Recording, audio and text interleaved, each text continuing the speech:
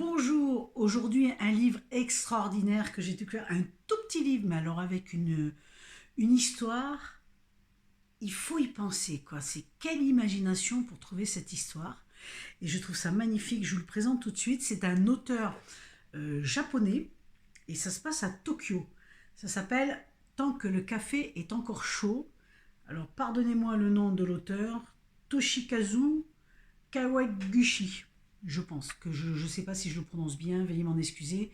Voilà, tant que le café est encore chaud. Ça se passe dans un café, comme vous l'avez deviné, ou peut-être pas. En tout cas, c'est dans un petit café particulier. Et ce café, il y a une légende sur ce café.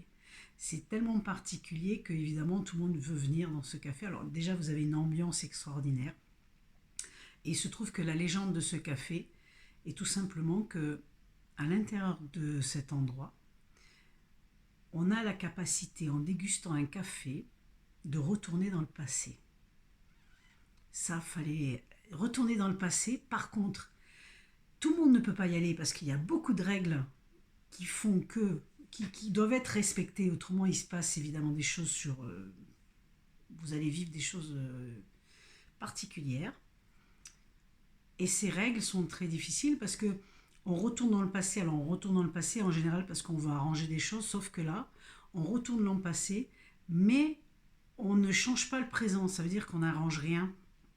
Par contre, il y a cette capacité moi j'ai découvert ça, je trouvais ça superbe. C'est vraiment euh,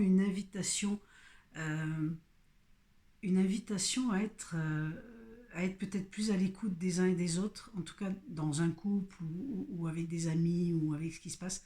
Les personnes qui veulent retourner dans le passé sont tous des personnes qui ont euh, qu'elles voudraient arranger quelque chose. Donc il y a quelque chose qui s'est mal passé, qu'elles voudraient arranger ou des choses qu'elles n'ont pas dites. Ou en fait, ça part d'un regret. Et donc ce petit livre magnifique, cette histoire merveilleuse nous incite tout simplement à vivre le moment présent pleinement et afin d'éviter les regrets, à savoir dire les choses. En tout cas, il y a plein de messages qui se déroulent dans ce livre. C'est merveilleux. À travers 4 expériences de femmes qui vont faire cette expérience de pouvoir retourner dans le passé, je vous laisse découvrir ce qui va entraîner tout ça. Qu'est-ce que ça va entraîner? Ça va modifier des choses pour elles ou pas? Est-ce que leur vie va être transformée, oui ou non?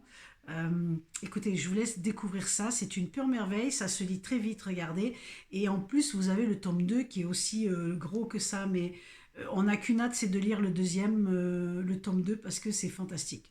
Donc je vous conseille vivement, tant que le café est encore chaud, si vous souhaitez une évasion, eh ben, n'hésitez pas, parce que là, vous allez rentrer dans un monde complètement étrange, particulier, mais qui va chambouler des choses en vous, certainement.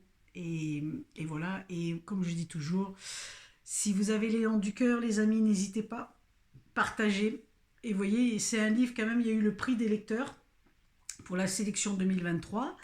Il est en livre de poche et le deuxième est édité par Albin Michel. Donc vous pouvez aussi l'avoir chez Albin Michel. En tout cas, voilà, tant que le café est encore chaud, en lisant ce livre, en ayant le long, vous allez comprendre pourquoi ce titre. Voilà, mais c'est une petite merveille. Je vous dis à tout bientôt pour un nouvel ouvrage, un nouveau coup de cœur, un nouveau livre. Et en attendant, prenez soin de vous. Bye bye.